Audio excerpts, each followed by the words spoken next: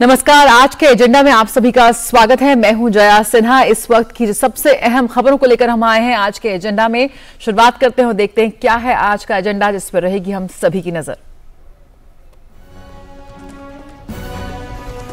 BJP ने FATF report पर गांधी परिवार पर साधा निशाना। अनुराग सिंह ठाकुर ने पूछा, क्या पैसे और पेंटिंग के बदले यूपीए सरकार में दिए जा रहे थे पद्म भूषण? कहा, विदेश जाकर देश को बदनाम करने पर क्षमा यात्रा निकाले राहुल गांधी। लंदन में दिए राहुल गांधी के बयान पर संसद में मचा घमासान। सत्ता पक्ष ने कहा, देश की गरिमा से खिलवाड़ करने पर माफी मांगे राहुल। विपक्ष भी रणनीति के साथ तैयार।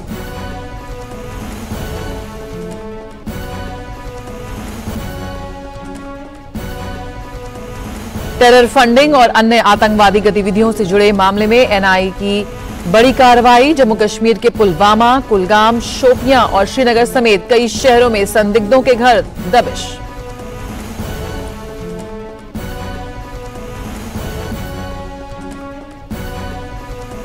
आरएसएस की अखिल भारतीय प्रतिनिधि सभा की बैठक में स्व आधारित राष्ट्र के नवोत्थान का संकल्प लेने का प्रस्ताव पारित। बैठक के आखिरी दिन आज सर कार्यवाह मीडिया से करेंगे बात।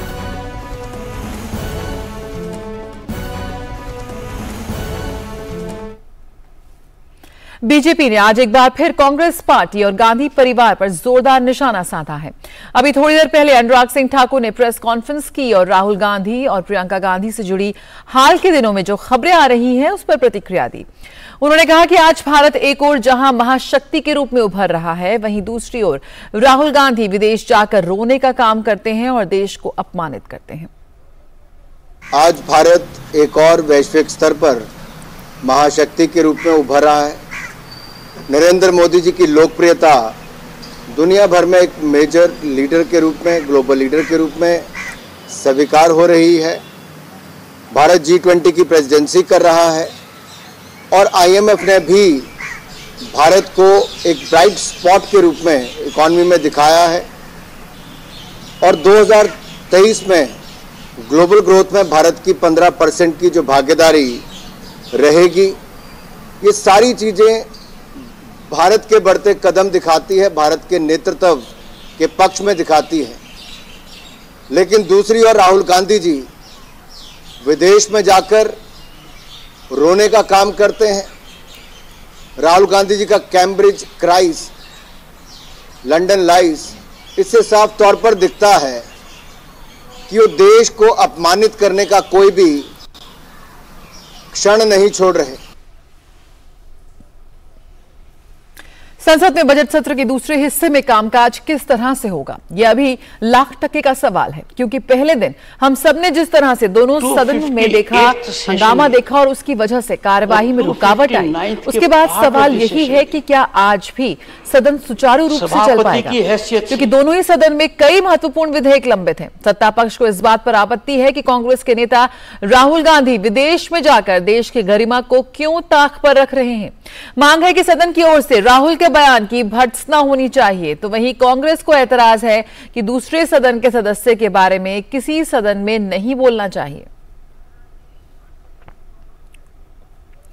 राजेश राज हमारे संवाददाता और शैलेंद्र मिश्र हमारे संवाददाता दोनों इस वक्त ताजा जानकारी के साथ जुड़ रहे हैं। राजेश का रुख कर लेते हैं। राजेश, सबसे पहले आपसे ये जानना चाहेंगे कि क्या उम्मीद की जा सकती है, जिस तरह से कल हमने जबरदस्त हंगामा देखा, बेहद महत्वपूर्ण सत्र है, आज क्या लगता है, क्या कुछ कामकाज चल पाएगा? देखिए, कल जिस तरीके से बजट सत्र के दूसरे हिस्से का जो पहला दिन था वो हंगामे की भेंट चढ़ गया और हम कह सकते हैं कि सरकार की जो कोशिश थी वो ये कि कम से कम जो फाइनेंस बिल है उस पर चर्चा शुरू करा ली जाए या फिर अन्य जो विधायी कार्य हैं उसको शुरू करा ली जाए, लेकिन किसी तरह की कोई विधायी कार्य की जो संभावना दिखाई पड़ रही थी वो बिल्कुल नहीं हो पाई। और सत्ता पक्ष जो है वो राहुल गांधी के बयान को लेकर लगातार सत्ता पक्ष के लोग भी विपक्ष को काउंटर करने में जुटे हुए थे और सत्ता पक्ष की तरफ से जो राज्यसभा में नेता सदन पीयूष गोयल हैं, उन्होंने सदन के भीतर और बाहर दोनों जगह उन्होंने जोरदार तरीके से राहुल गांधी को कटघरे में खड़ा किया। वहीं अगर लोकसभा की बात करें तो लोकसभा में रक्षा मंत्री राजनाथ सिंह और प्रहलाद जोशी जो संसदीय कार्य मंत्री हैं, उन्होंने भी राहुल गांधी के बयानों को लेकर कहीं ना कहीं विपक्ष को आड़े हाथों लेने का काम किया। और कल का पूरा दिन जो था सत्ता और विपक्ष के टकराहट के बीच सदन का कामकाज जो है वो बाधित रहा। आज जिस तरीके से सत्ता पक्ष की तरफ से लगातार प्रियंका गांधी और राहुल गांधी को कटघरे में खड़ा करने की कोशिश की जा रही है, इससे कहीं ना कहीं यह साफ है कि विपक्ष की तरफ से भी जब जेपीसी की मांग उठाई जा रही है या फिर अन्य जो मसले हैं उसको रेज करने की कोशिश की जाएगी, तो कहीं ना कहीं सत्ता और विपक्ष दोनों आमने सामने होगा, टकराहट की स्थिति दिखाई पड़ेगी और कहीं ना कहीं सदन का जो कामकाज है वो आज भी बाधित हो सकता है। बिल्कुल।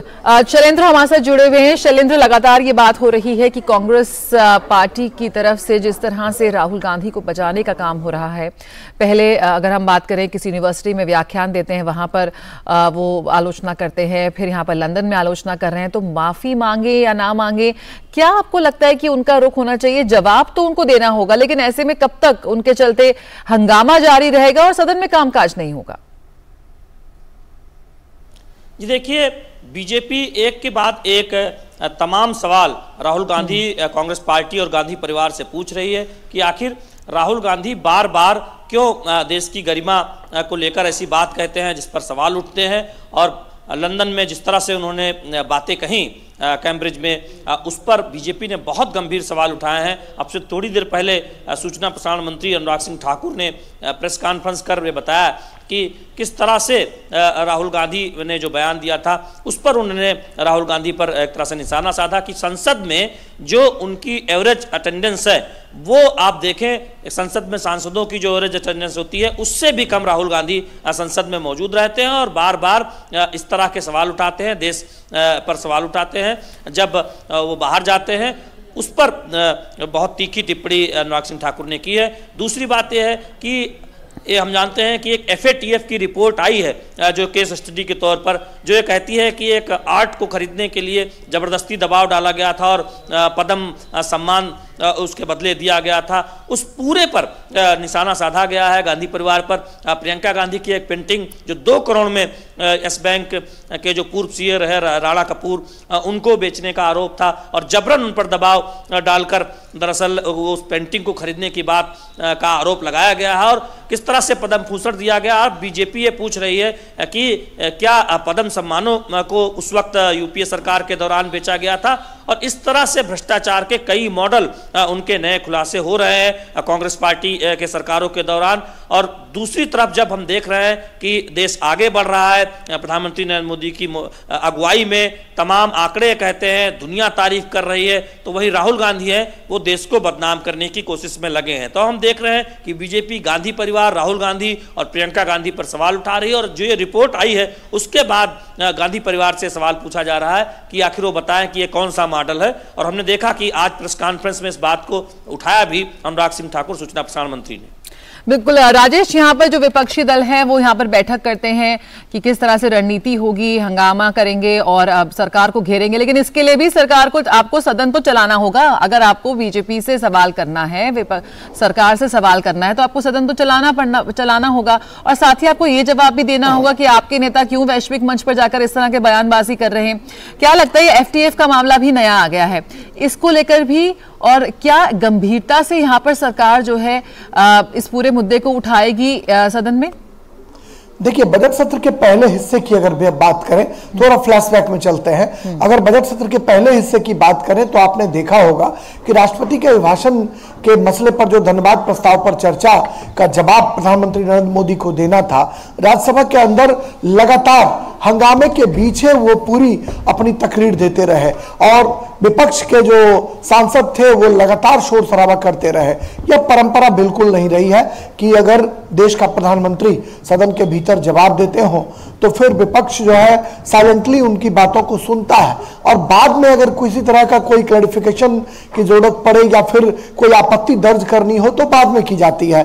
लेकिन आपने देखा होगा कि धन्यवाद प्रस्ताव पर चर्चा ही कई दिनों बाद शुरू हो पाई और प्रधानमंत्री के संबोधन के दौरान लगातार हंगामा जो है वो किया जाता रहा। तो कांग्रेस के पास चूंकि कोई ठोस बड़ा मुद्दा दिखाई नहीं पड़ रहा था, उन्हें अडानी के मसले पर जेपीसी की मांग जो है वो उन्हें हाथ लग गया, जिसकी वजह से वो लगातार बजट सत्र के पहले हिस्से में हंगामा करते रहे और अब दूसरे हिस्से में भी उसी मांग को लेकर वो विरोध दर्ज कराने की कोशिश करते। लेकिन सत्ता पक्ष, जो मुझे लगता है कि सत्ता पक्ष ने फ्रंट फुट पर आकर जो खेलना शुरू किया, जिसकी वजह से विपक्ष की धार कहीं ना कहीं कुंद होती दिखाई पड़ रही है, क्योंकि अब कटघरे में राहुल गांधी और प्रियंका गांधी हैं, जो विदेशों में जाकर राहुल गांधी ने जो अपनी तकरीर दी है उसको लेकर भारतीय जनता पार्टी इसे देश के अपमान से जुड़ा हुआ मुद्दा बता रही है। और आपने देखा कि देश के सूचना और प्रसारण मंत्री अनुराग सिंह ठाकुर ने इस मामले को प्रमुखता से उठाया है। कल भी उन्होंने मीडिया से बातचीत करी थी, आज भी वो उन्होंने मीडिया से बातचीत करी है और इस मुद्दे को प्रमुखता से उठाया है। तो जो सत्ता पक्ष की जो मुखरता है, उस बात यह संकेत है, वो इशारा है कि सदन के भीतर आज भी सब कुछ ठीक ठाक दिखाई नहीं पड़ेगा और सत्ता पक्ष हर हाल में इसे देश के अपमान का मुद्दा से जोड़कर जब इसे आगे बढ़ाने की कोशिश करेगी तो विपक्ष की तरफ से भी कहीं ना कहीं तकरार की संभावना दिखाई पड़ेगी। तो हम कह सकते हैं कि सत्ता पक्ष के फ्रंट फुट पर आके खेलने की वजह से विपक्ष जो है वो बैकफुट पर अब नजर आ सकता है। बिल्कुल, तो बीजेपी का कांग्रेस पर करारा यहाँ पर हमला। शैलेंद्र, आपसे चलते चलते ये जानना चाहेंगे आखिर में कि किस तरह से बेहद महत्वपूर्ण सत्र है, चलना बेहद जरूरी है, करीब 17 बैठकें इसमें तय की गई हैं, क्या कुछ लगता है किस तरह से यहाँ पर सरकार जहां तीखे सवाल पूछ रही है, साथ ही साथ कोशिश जरूर है यहाँ पर सरकार की ओर से कि जनता की आवाज, जनता से जुड़े तमाम जो मामले हैं वो उन पर बातचीत हो और सदन की कार्रवाई चले, किस तरह से ये मुमकिन हो पाएगा, क्या लगता है, क्या कुछ बातचीत आपकी हुई है?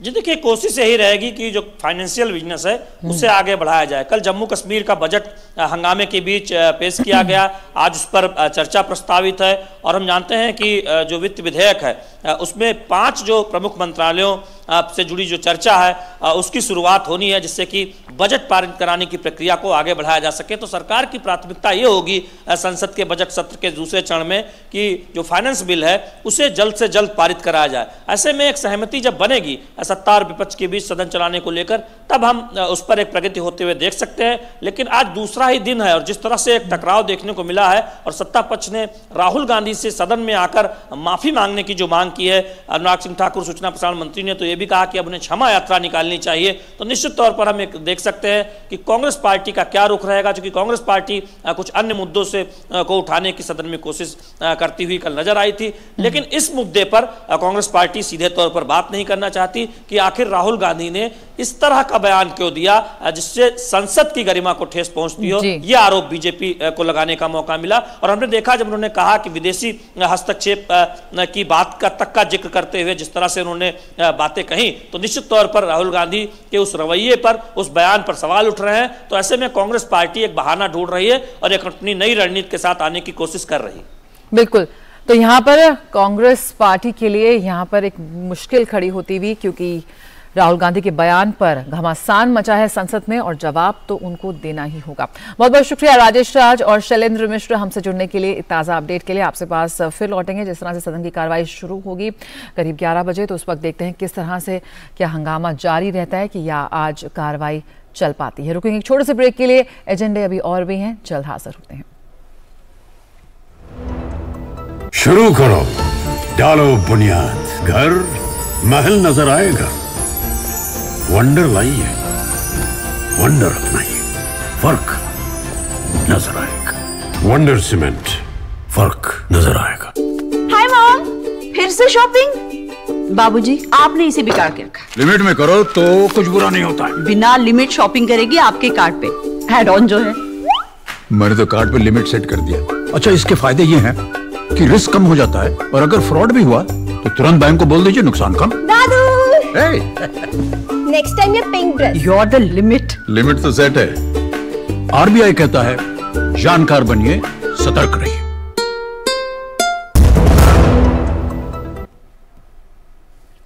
के बाद स्वागत है। टेरर फंडिंग और अन्य आतंकी गतिविधियों से जुड़े मामले में आज एनआईए फिर से एक्शन में आ गई है। आज सुबह एनआईए की टीम ने जम्मू कश्मीर के तमाम शहरों में छापेमार कार्रवाई शुरू की है। इस दौरान प्रतिबंधित आतंकवादी संगठनों के प्रमुखों और सदस्यों के घर पर दबिश दी गई है। उनके यहां तलाशी ली जा रही है। एनआईए का छापा कुलगाम, पुलवामा, अनंतनाग और शोपियां, श्रीनगर में चल रहा है। जम्मू कश्मीर में एनआईए का छापा कुलगाम, पुलवामा, अनंतनाग और शोपियों में चल रहा है और श्रीनगर में छापेमारी कार्रवाई की जा रही है। टेरर फंडिंग और अन्य आतंकवादी गतिविधियों से जुड़े हैं ये तमाम मामले। नीरज सिंह इस वक्त हमारे साथ जुड़ रहे हैं इस ताजा जानकारी के साथ। नीरज, अभी क्या कुछ अपडेट मिल रहा है? क्या कुछ और डिटेल्स निकल कर आए हैं? क्या कोई नाम इस वक्त सामने आए हैं? देखिए, नाम तो जो है सामने नहीं आया, लेकिन ये जरूर पता लगा है कि जो अलगाववादी संगठन है और इसके अलावा जमात इस्लाम, ये आतंकवादी संगठन है, इनके ऊपर एनआईए कार्रवाई कर रही है। क्योंकि टेरर फंडिंग को लेकर एनआईए के पास इस बात का इनपुट था कि कई सारे आतंकवादी को आर्थिक मदद जो अलगाववादी है और इसके अलावा जो स्लीपर सेल है वो पहुंचा रहे हैं। उसी की जानकारी एनआईए को मिली थी और उसी के बाद एनआईए ने जम्मू कश्मीर के अंदर छापेमारी की कार्रवाई शुरू करी थी। और अभी भी छापेमारी की जो कार्रवाई है वो चल रही है। चाहे शोपियां की बात करें, की बात करें, पहलगाम की बात करें, तो वहां पर एनआईए की टीम अभी भी लगातार छापेमारी की कार्रवाई कर रही है। अनंतनाग में भी एनआईए की टीम पहुंची है और वहां पर भी जो स्लीपर सेल है और खासतौर से आतंकवादियों तक को फंडिंग करते थे, पैसा पहुंचाते थे, जिसमें कई सारे कारोबारी भी शामिल हैं, उनके ऊपर एनआईए की रेड अभी भी किया जा रही है। बिल्कुल, यहां पर जो टेरर फंडिंग से जुड़े तार हैं, यहां पर और भी कई मामले थे। ईडी की भी हमने लगातार कार्रवाई देखी, ईडी भी लगातार छापेमारी करती है और सिर्फ जम्मू कश्मीर नहीं, हम देख रहे हैं इस वक्त एनआईए जो है वो पूरे देश में अलग अलग शहरों में यहां पर छापेमारी कर रही है। किस तरह से जो पूरे इनके आर्थिक, जो पूरी इनकी जो रैकेट चलते हैं उनको तोड़ने की कोशिश है। क्या लगता है, क्या कुछ इसमें निकल कर आ रहा है? साथ ही साथ एक और इसमें निकल कर आया था कि किस तरह से आईएसआईएस की जो रिक्रूटमेंट होती है वो भी बीच में एक मुद्दा था, उसको लेकर भी यहाँ पर एनआईए जो था वो कड़े कदम उठा रही थी, शिकंजा अपना कसता दिख रहा था उसका। देखिए, बिल्कुल हमारी जांच एजेंसियां, अगर हम ईडी की बात करें तो आर्थिक रूप से इन आतंकवादी संगठनों को और इसके अलावा अलगाववादियों को तोड़ने का काम कर रही है। क्योंकि आपको पता है कि ईडी ने भी पहले छापेमारी की कार्रवाई की थी और आर्थिक रूप से जो कड़ियां जुड़ी हुई उन कड़ियों को ईडी ने एक तरीके से तोड़ा था।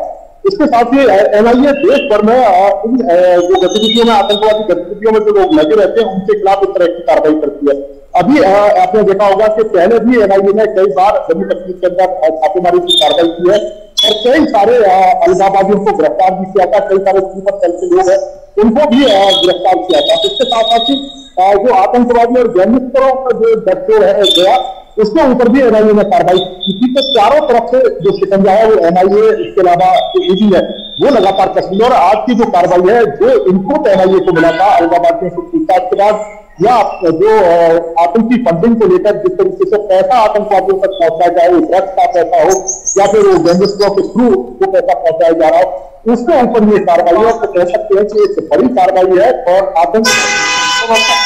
उनकी कमर तोड़ने के लिए एनआईए ये कार्रवाई कर रहा है और लगातार एनआईए इसमें छापेमारी की कार्रवाई भी कर रहा है। इससे पहले भी एनआईए ने श्रीनगर और उसके आसपास के इलाकों में छापेमारी की कार्रवाई की। बिल्कुल, तो आतंकी कनेक्शन को लेकर यहाँ पर एनआईए की ओर से छापेमारी की जा रही है। अनंतनाग, शोपियां समेत कई जगहों पर ये रेड की जा रही है। क्या लगता है नीरज, कुछ गिरफ्तारियां भी हो सकती हैं? जिस तरह से पहले आसिया अपना था उसका, उन सब चीजों के जो नाम आए थे अलगाववादी नेताओं के, उसको लेकर आपको लगता है कि यहाँ पर कुछ गिरफ्तारियां भी हो सकती हैं आगे बढ़ते समय में? देखिए, बिल्कुल गिरफ्तारियां हो सकती है। पहले भी एनआईए ने कई लोगों को गिरफ्तार किया था, कई अलगाववादियों को गिरफ्तार किया था। अभी भी कई सारे अलगाववादी एनआईए की कह सकते हैं शिकंजे में है। और इसके साथ साथ ही एनआईए लगातार जम्मू कश्मीर में जो आतंकवादी गतिविधियों में जो लोग लिप्त है उनके साथ लगातार पूछताछ कर रहा है। जो इनपुट मिलते हैं उसके आधार पर जो रेड है एनआईए वो भी करता है। तो जो रेड अभी भी चल रही है उसमें अभी तो फौरी तौर पर हम ये नहीं कह सकते कि रेड में क्या क्या अच्छी बात हुई है, लेकिन एनआईए का ये कहना है कि जो भी लोग इसमें सम्मिलित होंगे, जो भी लोगों का नाम इसमें आएगा उनको गिरफ्तार भी किया जाएगा और गिरफ्तार करने के बाद उनसे पूछताछ की जाएगी। बिल्कुल, Hurriyat leader Qazi Yasir, Jammu Kashmir Salvation Movement chairman Jafar Bhat, ऐसे तमाम ऐसे नाम हैं जिन पर लगातार ईडी जो है वो अपना शिकंजा कसता नजर आ रही है, रेड पड़ रही है और यहाँ पे एनआईए भी इस वक्त एक्शन में नजर आ रही है। नीरज, आपके साथ हम आगे भी जानकारी लेते रहेंगे। फिलहाल बहुत बहुत शुक्रिया इस जानकारी के साथ जुड़ने के लिए। तो आज एनआईए की टीम जम्मू कश्मीर में कई जगहों पर रेड कर रही है और जो टेरर फंडिंग से जुड़े तमाम जो तार है उसे खंगालते हुए वहां पर एक्शन में नजर आ रही है। खबरों में आगे बढ़े तो हरियाणा में पानीपत के समालखा में राष्ट्रीय स्वयंसेवक संघ की अखिल भारतीय प्रतिनिधि सभा की बैठक का आज अंतिम दिन है। बैठक में पारित किए गए प्रस्ताव की जानकारी संघ की ओर से आज संघ के सरकार्यवाह दत्तात्रेय होसबले देंगे। इससे पहले बैठक में स्व आधारित राष्ट्र के नवोत्थान का संकल्प लेने का प्रस्ताव पारित किया गया है। प्रस्ताव में कहा गया है कि अनेक शक्तियां निहित स्वार्थों और भेदों को उभारकर समाज में परस्पर अविश्वास, तंत्र के प्रति अनास्था और अराजकता पैदा करने हेतु नए नए षड्यंत्र रच रही हैं।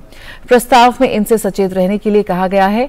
इससे पहले समालखा में आरएसएस की वार्षिक बैठक में संघ प्रमुख मोहन भागवत सहित करीब 1400 से अधिक संघ प्रतिनिधि पहुंचे हैं। बैठक में भाजपा के अध्यक्ष जेपी नड्डा भी मौजूद रहे। रविवार को सरसंघ चालक मोहन भागवत ने दीप प्रज्वलित कर बैठक का शुभारंभ किया था। जानकारी के अनुसार बैठक में संघ में बढ़ती महिलाओं की भूमिका, जनसंख्या नियंत्रण जैसे कई मुद्दों पर चर्चा हुई। शैलेंद्र मिश्र इस वक्त हमारे साथ और जानकारी के साथ जुड़ रहे हैं। शैलेंद्र, आज आखिरी दिन है। कई इस बार हमने देखा कि जो पूरी बैठक रही उसमें कई अहम मुद्दों पर यहां पर चर्चा हुई, जैसे कि महिलाओं की भूमिका की बात करें या फिर जनसंख्या के नियंत्रण की बात करें। तमाम ऐसी चीजें थी जिन पर इस बार चर्चा हुई है। क्या उम्मीद की जा सकती है जब आज सरकार्यवाह बोलेंगे तो क्या कुछ चीजें हैं जिनको वो छू सकते हैं, जिन पर वो अपनी बात रख सकते हैं? देखिए, जब भी राष्ट्रीय स्वयंसेवक संघ की प्रतिनिधि सभा की बैठक होती है तब तमाम मुद्दों पर चर्चा होती है। जो अलग अलग आंतरिक संगठन है वो अलग अलग विषयों पर अपनी बात रखते हैं। अंत में हम देखते हैं कि एक या दो प्रस्ताव वो रखा जाता है और सर्वसम्मति से उसे पारित किया जाता है। जो ये प्रस्ताव पारित हुआ, स्व आधारित जो भारतीय जो विकास है उसको आगे बढ़ाने की बात उसमें की गई है। इसमें खास तौर पर सभी को साथ लेकर कैसे हम भारतीय परंपराओं पर आगे बढ़ सकते हैं और आज जब देश आगे बढ़ रहा है उसमें कैसे सभी के सहयोग के साथ आगे बढ़ा जा सकता है, नई तकनीक का इस्तेमाल करते हुए, इन सब पर बहुत खास जोर दिया गया। साथ ही साथ उन चुनौतियों का भी जिक्र किया गया है जिससे पार पाना होगा समाज को मिलकर। निश्चित तौर पर वो एक प्रस्ताव हमने देखा। कई बार दो प्रस्ताव भी आते हैं। तो आज जब समापन सत्र होगा उसके बाद जब प्रेस कॉन्फ्रेंस होगी तब हम देखेंगे कि किन अन्य मुद्दों को रेखांकित करने का काम इस बैठक में किया जाएगा। क्योंकि जब प्रतिनिधि सभा की बैठक होती है तो जो पुराने संकल्प है वो कितने आगे बढ़े हैं उन पर भी चर्चा होती है। और चूंकि संघ के स्थापना के 100 वर्ष जब 2025 में पूरे होंगे उसकी जो तैयारी की एक संकल्पना बनाई गई है उसमें कितनी प्रगति हुई है, शाखाओं के विस्तार को लेकर क्या कुछ हुआ है, उन सब पर भी हम देख सकते हैं कि बात होगी कि कितनी नई शाखा शुरू की जानी है और कैसे संघ कार्यों का, सेवा कार्यों का विस्तार और किया जाना है, लोगों को जोड़ा जाना है संघ के कार्य से। तो निश्चित तौर पर उस पर भी जिक्र होगा। लेकिन सबकी नजर होगी कि जो दूसरा प्रस्ताव संभावित तौर पर आ सकता है उसमें किन अहम मुद्दों का जिक्र होता है। क्योंकि जिन मुद्दों पर चर्चा होती है ये कोई जरूरी नहीं कि हर मुद्दे पर प्रस्ताव आए। प्रस्ताव अंत में हम देखते हैं एक या दो विषयों पर ही आता है। तो निश्चित तौर पर क्या दूसरा प्रस्ताव उसमें किन विषयों पर चर्चा हुई होगी, क्या आएगा, उस पर सभी की निगाह होगी। और जब प्रेस कॉन्फ्रेंस होगी, प्रेस वार्ता होगी दोपहर के बाद, तब ये साफ होगा कि किन अन्य अहम मुद्दों पर चर्चा हुई है। लेकिन निश्चित तौर पर शाखाओं के विस्तार, संघ के सेवा कार्य का विस्तार, 2025 की जो संघ के कार्यक्रमों की तैयारी है उन सब पर बहुत विस्तार से विचार विमर्श हुआ है। और संघ के जो जुड़े संगठन है उनके कार्यों पर एक तरह से देखें तो विवरण सामने रखा गया है। एक प्रस्ताव कल देर शाम पहले ही पारित हो चुका है और आज समापन सत्र पर सभी की निगाहें रहेंगी। बिल्कुल, तो आरएसएस की अखिल भारतीय प्रतिनिधि सभा की बैठक का आज आखिरी दिन है। क्या कुछ निकल कर आता है उसमें, किस तरह के प्रस्ताव पास होते हैं, इस पर पारित होते हैं, इस पर हम लगातार आपको जानकारी देते रहेंगे। फिलहाल बहुत शुक्रिया शैलेंद्र हमसे जुड़ने के लिए और आप सभी का भी आज के एजेंडा में हमसे जुड़ने के लिए। खबरों का सिलसिला दूरदर्शन न्यूज पर जारी रहेगा, लेकिन फिलहाल मुझे मेरी पूरी टीम को दीजिए इजाजत। नमस्कार।